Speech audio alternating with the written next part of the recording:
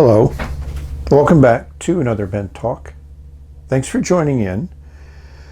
Today we're going to go back to a Chinese pen manufacturer that I've been very pleased with.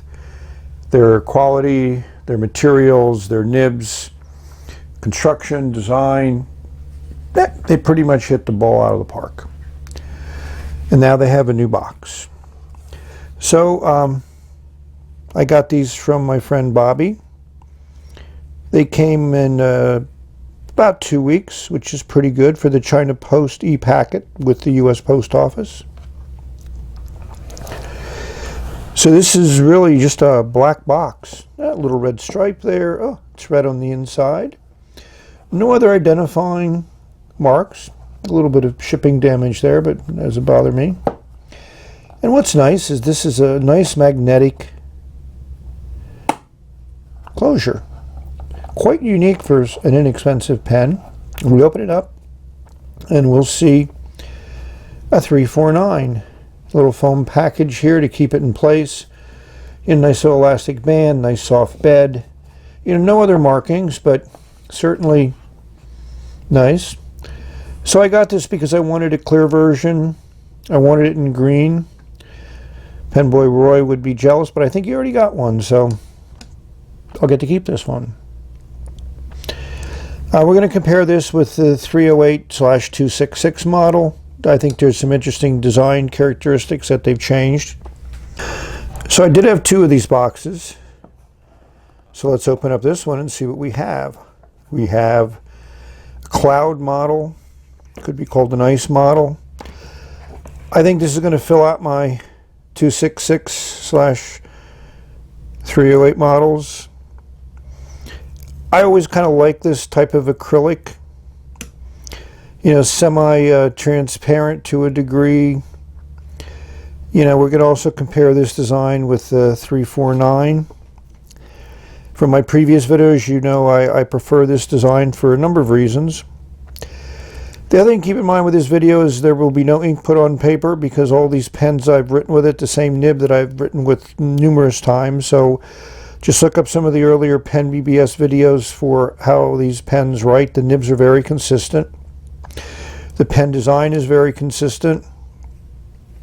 A little bit of resistance as you unscrew the barrel because of the O-ring, which is, I think, a nice feature because this is obviously eyedroppable. There's nothing there to prohibit that. And then you have your classic converter that's in pretty much all the PENBBS's, nice little soft plastic insert there to make it seal well. And as you notice, the O-ring comes off easily, so you got to be careful not to lose it.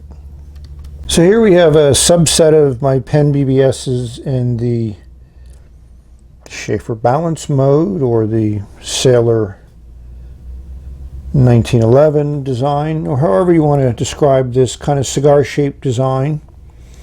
So this is that 349, which is the latest model in a translucent green. Here's the previous model, the 308 or 266 in pure transparent plastic. Here's a 349 in that kind of like strawberry color or swirly design. And here's the cloud version, snow version, crystal ice version, however you want to call it, and also the 308/266 model. So we're going to focus on these two just to show the differences in the design and the manufacturing. The back end of the barrel is fairly similar. Again, the green one is the 349 and the clear one is the 308. A little bit pointy. It tapers down more severely than it does on the original one. And like I said, I prefer the design of the other one. It has that same ring there towards the back, which is, I think, gives you a little bit thicker plastic there. And then as we come around to the cap side, we'll see more of the differences. So this is one piece cap here versus a two-piece cap here. Neither of these have cap liners, but they seal very well, and I've never had any drying out problems with these pens because as you can, there's a ledge here where this section meets up with it, so that gives a nice airtight seal, and then you have a very small area for the nib to be in. The 308-266, this has a metal piece in there, which I think is, you know, one of the things that it could create a problem, but I have not had any rusting. And you can see there's a screw in the 349. As you take off unscrew the caps, it takes about the same amount of turns. We'll get those a little bit more closely, but looking at these caps more closely here, you have a kind of a pilot clip, which I compared when I did my first 349 review, versus a more traditional kind of modern styling of a clip here. I meant clip when I said the other one. The other major change is the way the cap ring is situated. I think this provides much more structural support and protection for the end of the cap, where here the ring is there just pretty much to keep it intact. So you could drop this, you could crack it. You know, these are very postable pens. So it's the other thing to keep in mind here. You can see inside, and both of them have a little bit of metal in there. So that may or may not create an issue. But I haven't had any issues with them. As we look at the sections, we'll notice they're similarly shaped, so that's not much of a difference. You can see a little bit of metal in there in the 349, because there is metal pieces in the section. And as we unscrew the barrels, that's what will become more apparent. You know, these are a little bit, take a little bit of effort to bring that barrel out because of that O-ring that's in there. And these haven't been silicone greased like I normally do, but the 349 comes out very easily because there is no silicone O-ring there. Same nib in both pens, as I mentioned. Same feed. There's that metal section here, very similar to Pilots and Platinums. You know, same converter in both of these. So that's kind of the real changes, and there's been no real price change because of that. So I think that's very good that they've been able to keep these consistent.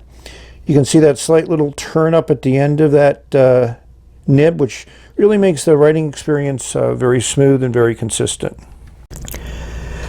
So many of you have talked about swapping nibs in the PENBBS, and the PENBBS nibs, because of the way it's bent, is about a millimeter and a half shorter than many of the standard number 6 nibs, which do fit well with the feed and section, but may be too long to fit inside the cap. You can see the 349 has a substantial amount of space there above the end of the nib, so I don't see any problem putting almost any type of number 6 nib in there.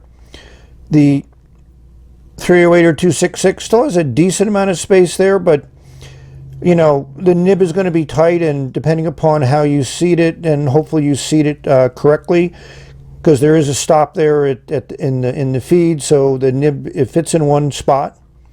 People talked about maybe grinding the end of the nib to make it fit.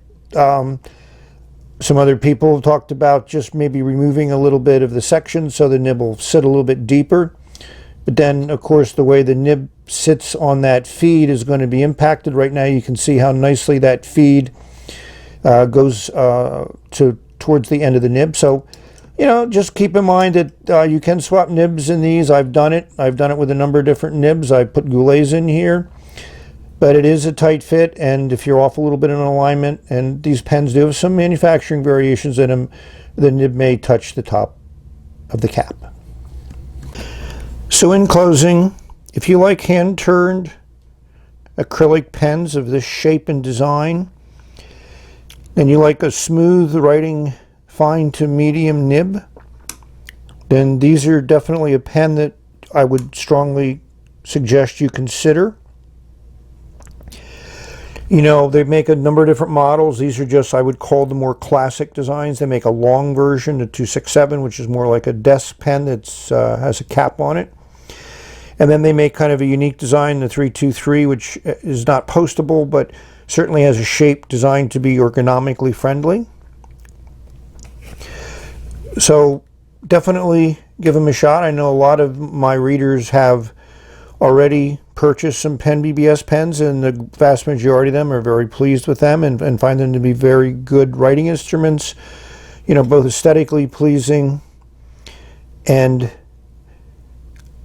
a great writing experience. So therefore, you know, how can you go wrong? So may you have many great writing experiences. We've reached the end of this video. Thank you for watching. Thank you for sticking with me during my exploration of these interesting pens out of China.